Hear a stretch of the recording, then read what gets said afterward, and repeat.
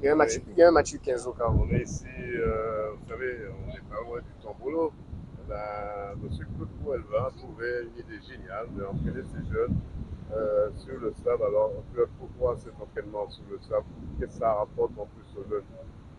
Alors, pourquoi cet entraînement? Parce que déjà, il y a un match de Coupe U15 Samaritain Club Franciscain.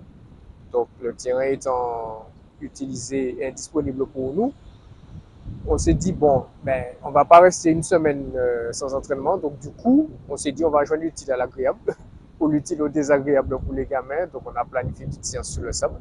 Ça va permettre de travailler le renforcement musculaire pour les échéances à venir. Justement, c'est la question que j'allais vous poser. En quoi c'est profitable pour ces jeunes de faire les ateliers dans le sable? Ben, c'est surtout travailler musculairement, la puissance, parce que nous avons tout ici pour pouvoir être de parfaits athlètes, des athlètes bien constitués musculairement et physiquement. La preuve, c'est pas pour rien que dans les grands clubs européens maintenant, ils installent des bacs à sable.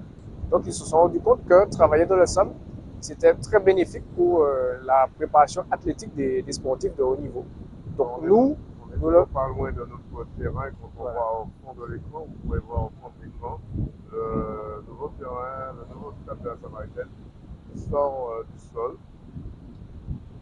Alors, vous disiez, Claude, concernant les équipes, les autres équipes, non, non, comme je les disais, entraînements, les bacs à sable. voilà, ils se sont rendus compte que c'est très bénéfique. Donc, eux, en Europe, ils n'ont pas forcément la possibilité d'aller sur la plage tout de suite à côté du terrain. Donc, ils installent des bacs à sable dans leur centre d'entraînement de façon à travailler la puissance musculaire de leurs joueurs. Donc, nous avons tout sur place. Donc, il ne faudrait pas s'en priver. Alors, vous disiez dernièrement qu'il faudrait tout recommencer avec ce nouveau groupe que vous avez pour cette nouvelle saison. C'est reprendre toutes les bases de A jusqu'à Z. Alors, on reprend toutes les bases, pas forcément. Mais c'est vrai qu'il faut reconnaître que qualitativement parlant, ce groupe est moins étouffé que le groupe de la saison précédente qui était arrivé en finale. Donc, on a dû revoir certaines choses. Et là, comme nous avons entamé la deuxième phase, donc cette séance d'entraînement, musculairement parlant, ça va leur faire du bien. En tant qu'éducateur, c'est un éternel recommencement pour vous. Ah oui, oui. Éternel recommencement, on peut tomber sur une génération dorée, comme l'année dernière, ou une génération moins performante. Donc, on remet du cœur à l'ouvrage. Et c'est ça, c'est ce qu'il y a d'intéressant dans ce rôle d'éducateur, c'est que ça nous permet de voir les progrès. C'est-à-dire qu'on a des gamins, on a vu comment ils étaient en arrivant en septembre. Et en juin, on verra ce qu'on aura laissé pour la section U15, la pierre ou le diamant qui aura été poli.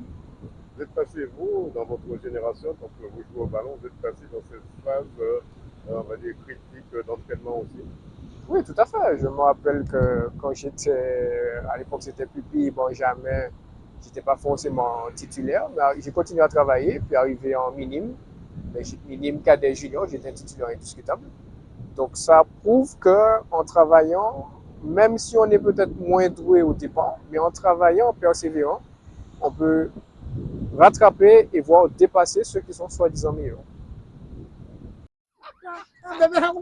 Nous sommes à Sainte-Marie avec l'avancée de stade. Alors, deux mots sur l'avancée des travaux du stade.